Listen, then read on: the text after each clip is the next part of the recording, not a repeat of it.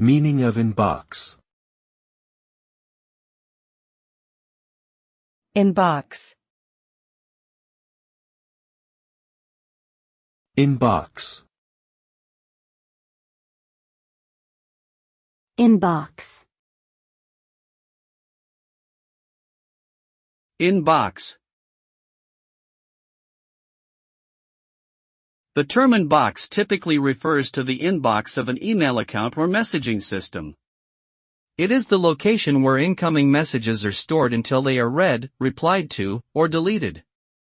The term can also be used more generally to refer to any type of storage area where incoming items or documents are kept until further action is taken.